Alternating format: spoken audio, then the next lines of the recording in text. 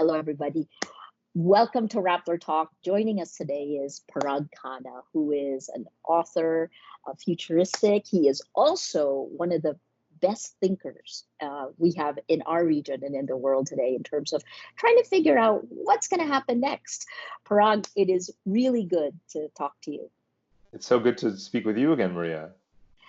So how would you describe our world today?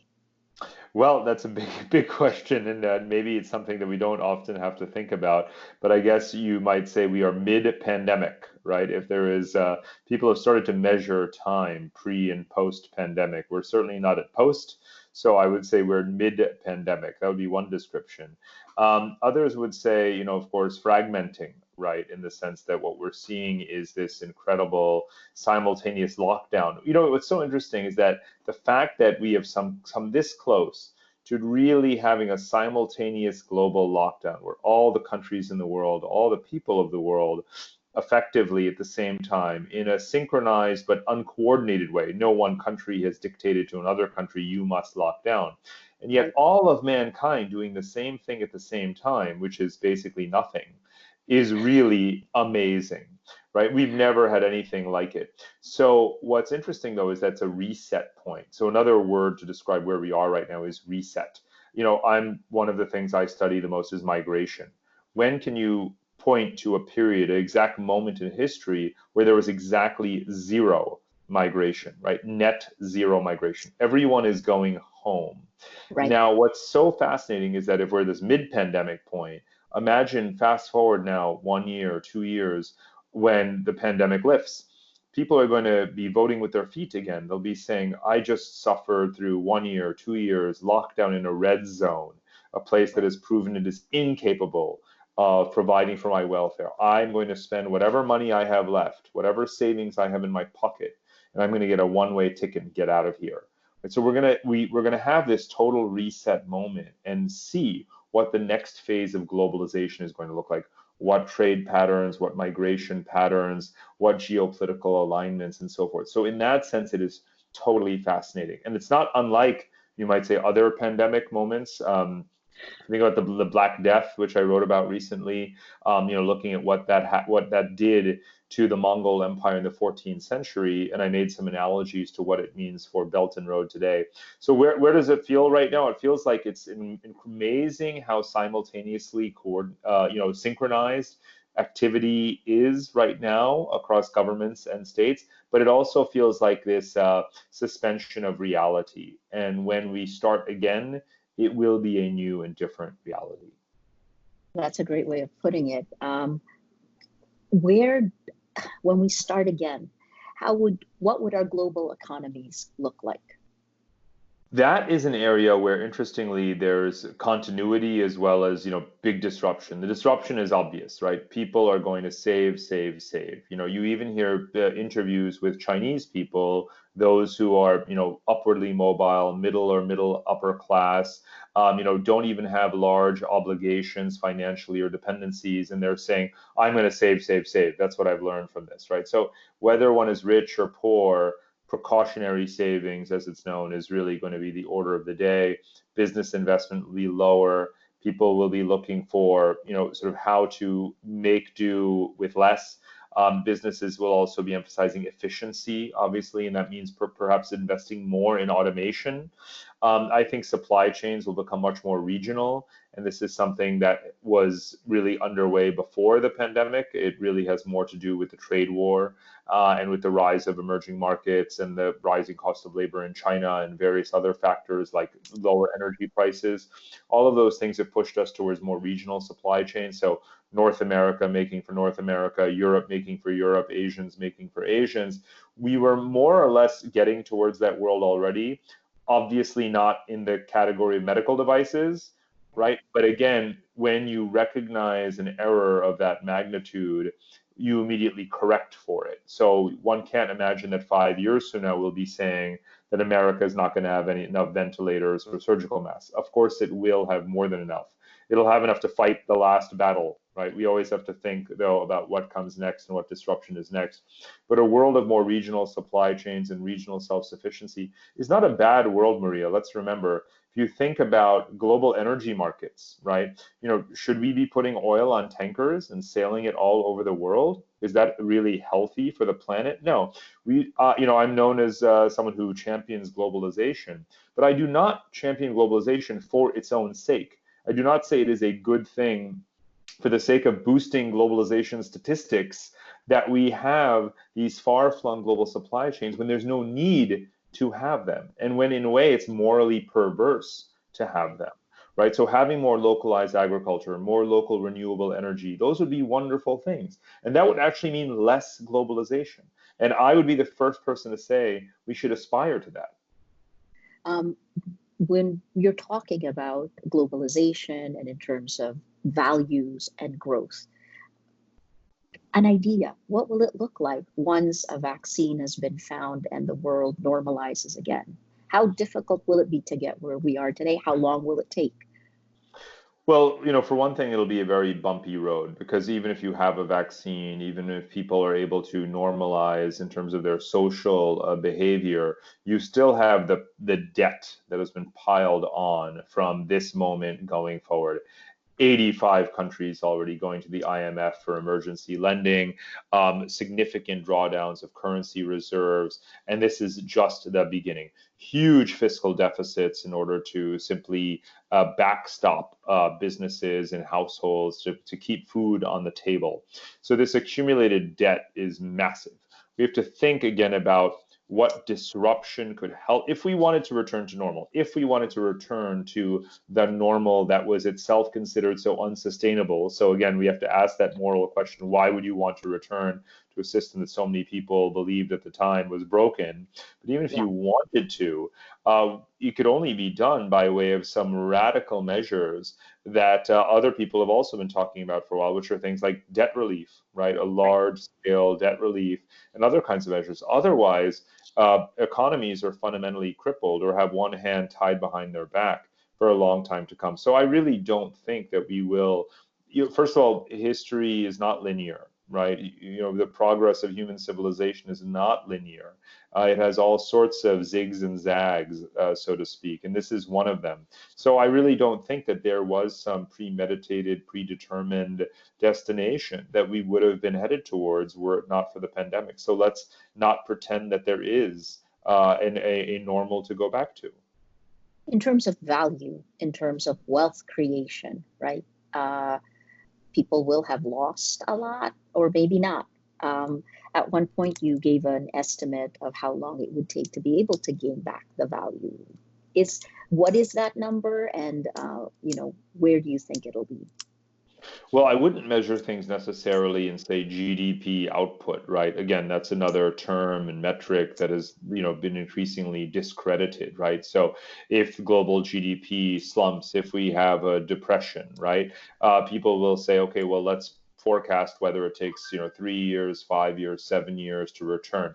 We can look at analogies like the global financial crisis and say, look, it took 4 or 5 years for the jobs that were destroyed to be regained. Perhaps something similar would happen again, right? And how long did it take for the stock market and so forth to recover?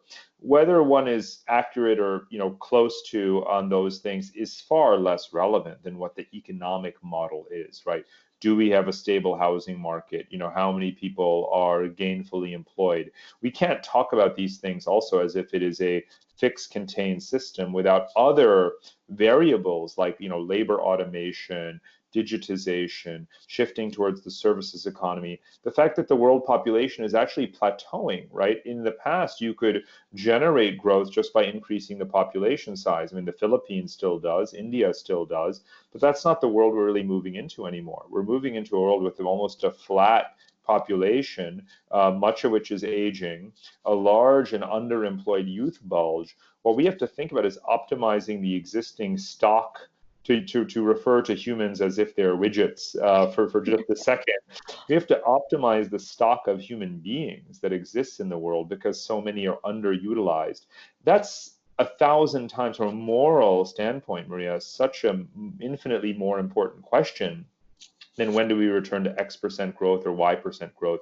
We have a limited number of human beings in the world, and many of them are underappreciated, underutilized, and I think that is a waste of our human potential and talent. That's incredible. We're also seeing something that is pretty much the same through every country around the world, which is in democracies, whatever the system is, greater centralized power, greater powers to leaders. In the Philippines, we just passed an Emergency Powers Act into law in 24 hours, right? What impact will this have on democracy as we used to know it? Well, I've always felt that no two democracies are alike, and we certainly should never generalize about the quality of democracy simply by stating that a country is a democracy. I always say, hypothetically, let's imagine that every country is a democracy, then suddenly we would really have to be much more refined and nuanced in conversations like this about, well, are you a good democracy or a bad democracy? Are you a liberal democracy? Do you have an effective state? Does it operate in the public interest? Do you have, a welfare state, those characteristics that we are accustomed to seeing really just in Western Europe and Northern Europe and places like Japan? Or is it really just a free market, free for all kind of system, as we sadly, have in the US? So, there's many different kinds of democracies. Are some countries today, irrespective of whether they are formal, procedural, electoral democracies or not, is there a power grab going on by the executive branch to justify emergency measures, sidelining opposition, sidelining the courts, muzzling the media? That was, as you truly do know this better than any human being in the world today. We've had that prior to the pandemic, right? So if there is a tendency in a country, in a society, amongst the leadership, or if the Constitution is so malleable that they can be manipulated in that way, then one shouldn't be surprised when leaders come along and are opportunistic and take any advantage, whether it is an external invasion or a pandemic or a natural disaster. They will take that excuse. So the real work has to be done, round the clock, really, pre, during, and post-pandemic, to strengthen constitutional procedures and rules and norms so that you can prevent this kind of power grab. And of course, we've been watching this in America and in other countries now, Hungary and elsewhere, Israel, Philippines, and so Right. forth. So again, all democracies on paper, right? But we all operate differently. You don't see this kind of behavior in Western European parliamentary democracies where the executive is not as strong, where you have multiple competing parties, where you could have no confidence votes in government, where you don't have private capital, private money shaping elections and this kind of thing. So, the real protections against the kind of power grabs that we should, again, not be surprised at seeing right now is restructuring government. Fantastic. Asia. You live in Singapore, which is basically our gold standard right now, it seems to me, right, in terms of Southeast Asia in particular, in dealing, in detecting, dealing, and even communication of what to do to its citizens. How would you gauge the way Asia has reacted to coronavirus, to COVID-19?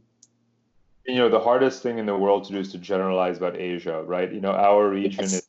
the most, dizzyingly diverse region of the entire world culturally, also in terms of the range of regimes, right, that we have, the composition of our economies, our income levels, and so forth. It's all so different, or all very, very different country to country. However, what one does see is a trust in the state, right? Even if the state, even if the executive is overreaching, that doesn't mean necessarily that the citizens don't still trust that the government as a whole is trying to do things in their best interest, even if embedded within that is self-serving behavior, right? So, Singapore, as you say, is the gold standard for this. It is this balance between democracy and technocracy, as I like to say. The difference, the key difference between all the different kinds of democracies out there in terms of how it translates on the ground is there an effective civil service, right? Is there an independent bureaucracy, of professionally trained, staffed, well-resourced individuals whose loyalty is to the state, not to the government of the moment. And that's something that other countries used to do better than they do now. Singapore has continuously improved the caliber of civil service. At the Lee Kuan Yew School, here in Singapore, we train officials and up and coming, ministers and so forth from all over the region and the world in how to replicate this model, because it's not contingent on culture. It's not about, you don't have to have a Lee Kuan Yew. You can start at this point at zero, and you can build a better civil service. In the last 20 years that I've been traveling around the world, I've watched countries genuinely improve that capacity. So what is it about Asia that's different? Well, we don't have all the same types of government. But what I do see, and this is not a matter of opinion, quite frankly, because the worldwide governance indicators and other rankings that are done and studies that are done do underscore that the quality of Asian governance, the inclusiveness of governments by and large, the effectiveness of the state in delivering welfare has improved. And it's improved even in countries where we've seen backsliding in democracy. Right. It's really about Asians saying, we want a strong government, we want a strong state that provides. And that's part of what I would call the new Asian values.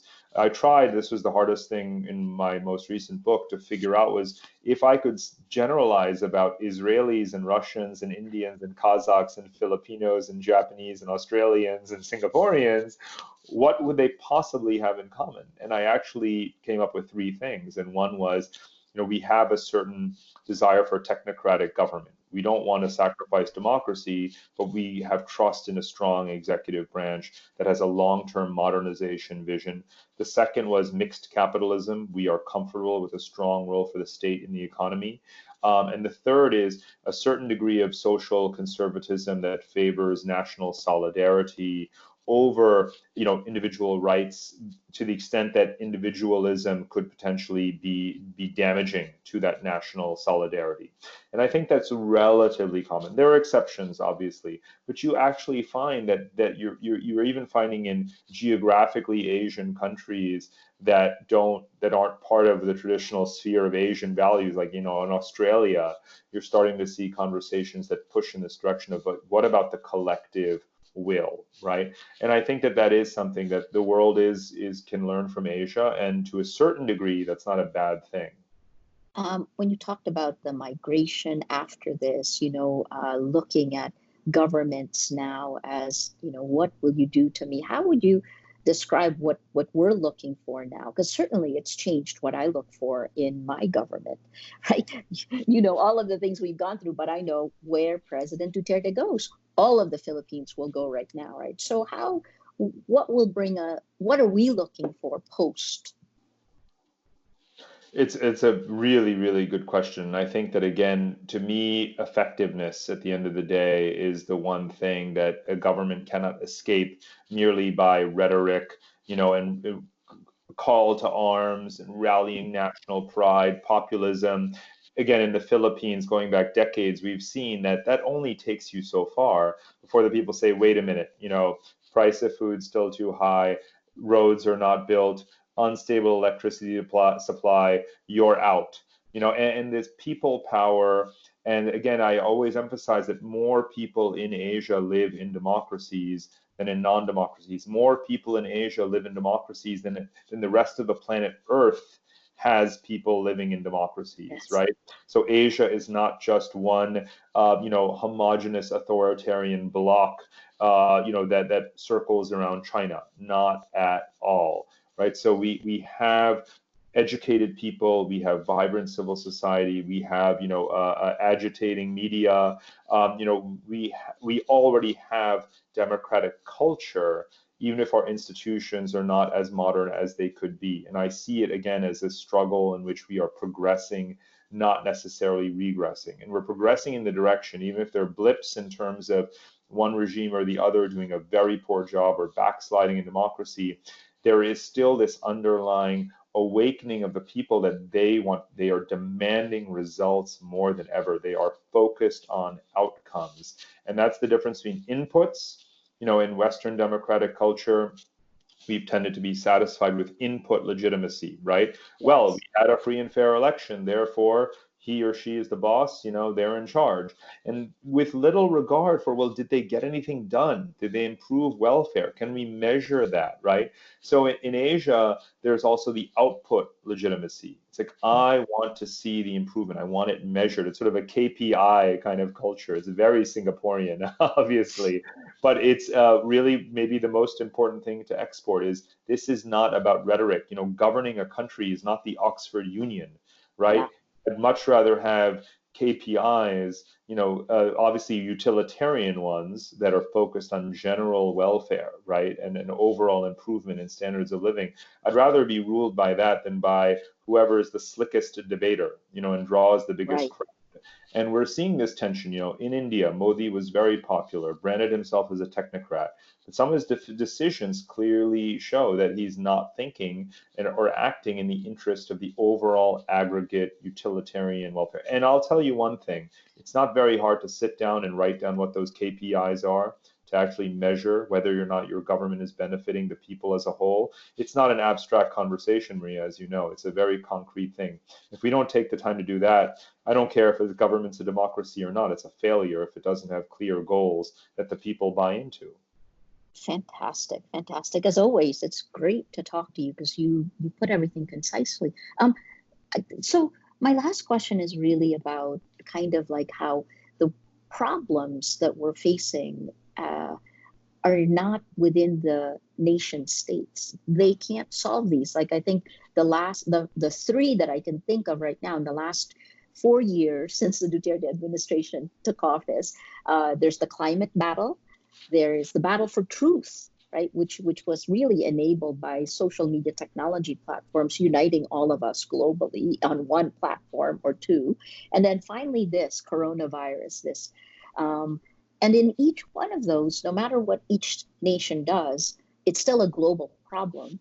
Um, what do you see will happen to deal with these? How can we effectively deal with global issues when we are splintering further into nation states?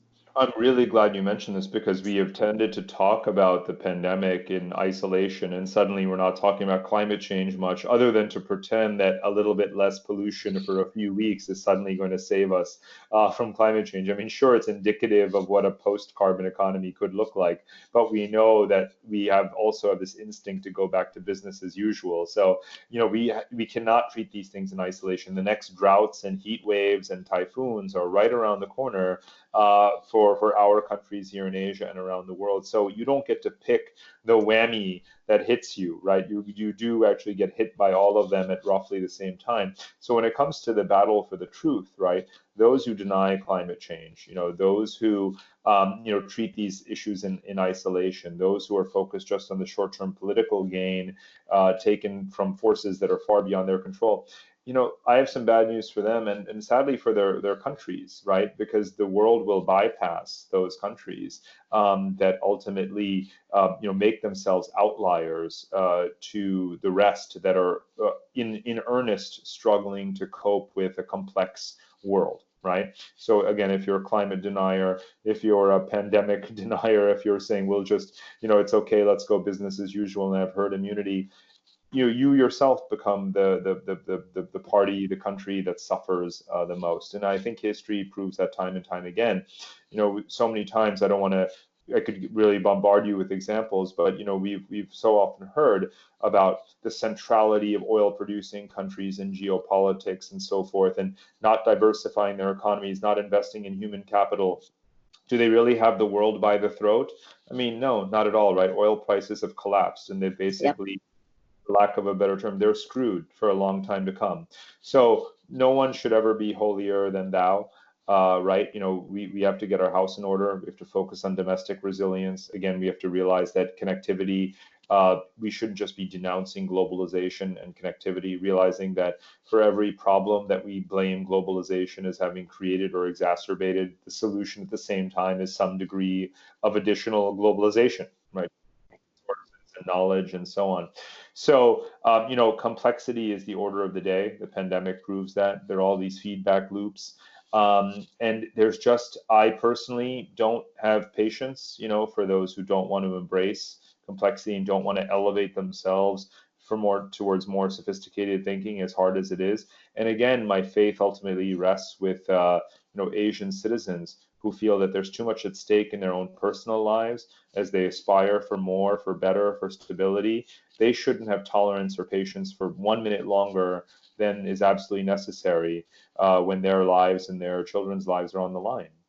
Do you see the formation of new global structures or not so much? I mean, are we going to limp forward without, each nation is talking about this leadership to lead, but there's in the fight, the battle for truth, we've certainly needed something like that, right? In climate, we've needed something like that, and it's always faltered. Do you see anything? Are we going to learn anything out of this? We can learn the lessons, whether it's from climate change or from the pandemic. And the response, though, or the measurement of whether we've learned is not whether we've built a new global architecture, of institutions. The truth is that that's quite a 20th century approach to global problems. And what we do need is, more networks, more rapid response, more local resources. I personally would like, and I've said this for many, many years, we really have the knowledge that we need about climate change being real, and we have the technological solutions to help to reduce the need for coal burning, coal-fired power plants and things like this. So I would take all the money that goes into these United Nations summits and I would spend it into clean technology transfer funds to help countries adapt to reduce their emissions, right? Countries rich and poor, because we have built the knowledge. So, the expression, the articulation of whether or not we've learned anything is not let's just have lots of meetings and spend lots of money on those meetings. That may appear like we're doing something, but we're not. So I would like to see less talk and more action. To me, that would symbolize real learning. And so, it's not a critique of the United Nations per se. It's a call for far more rapid response and far more local, capacity building. And that, to me, is far more mathematically sound approach to achieving resilience. After all, so that would be a much more sophisticated approach. How would you look at, sorry, I know I said last question, but this truly is now. Um, Facebook, Twitter, they now are doing things in the pandemic that they weren't when it was information warfare, when it was, Russian disinformation or increasingly Chinese disinformation coming in. They've taken down tweets of both Giuliani and Brazil's president, prime minister. I guess with something like that, which does require a global response, right? And nations were looking for legislative responses. But where do you see this going?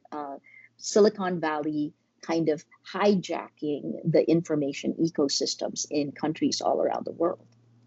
It is really interesting. So, on the one hand, they would obviously bristle at the notion of the term hijacking because Of course. they've been so reluctant to take on the editorial role that they are now, as you're rightly pointing out, they can do it if they have to do it, right? They're training artificial intelligence to find, sort of fake content, deep fakes, this kind of stuff, and to take it down. So they can do it. However, it's a very valid point, as I'm sure you would agree, in response to sort of, should the private sector be the quote unquote independent and neutral and definitive arbiter of what truth is, or should we not be legislating it or creating independent authorities against which we fact check? And that determines what content gets taken down, right? So right now, it's actually just a reactive, rapid response kind of mode to these things.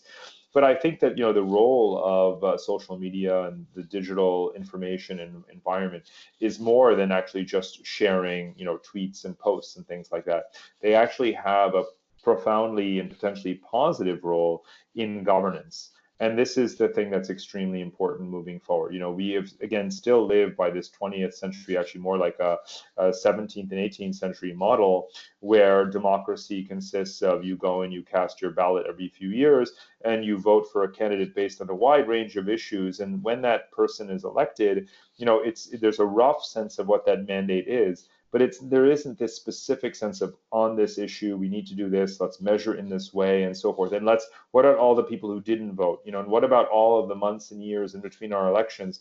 Social media has a profoundly important role in having a real-time constant conversation and turning our opinions into data points that help us to figure out what policies we need to undertake. And to me, for all of the controversies that are live and are not going to be resolved anytime soon, that should not hold us back from taking advantage of these technologies. And I do genuinely think there's two kinds of societies, right? Those that are going to use democracy and data together in tandem to improve their governance, and those that are going to pit the two against each other as if having data is a bad thing. And obviously, there's issues around privacy and access to information.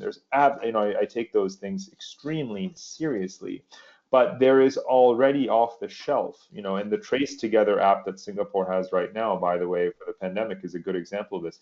The government can be given in an emergency situation access to a person's data of their movements in order to help anonymously inform people who may have been exposed to the virus that they should, potentially isolate themselves without anyone's privacy being compromised. So again, let's not pretend that this is some eternal duality that cannot be resolved. That is nonsense. So right now, today, based on today's technology, there are those countries that are going to be democratic and use the power of data to improve governance, and those that are going to pretend, and usually for selfish, self-serving, and dishonest purposes, that these are in opposition, because they do not have to be. Fantastic. Thank you, Parag. As always, such a joy to talk to you.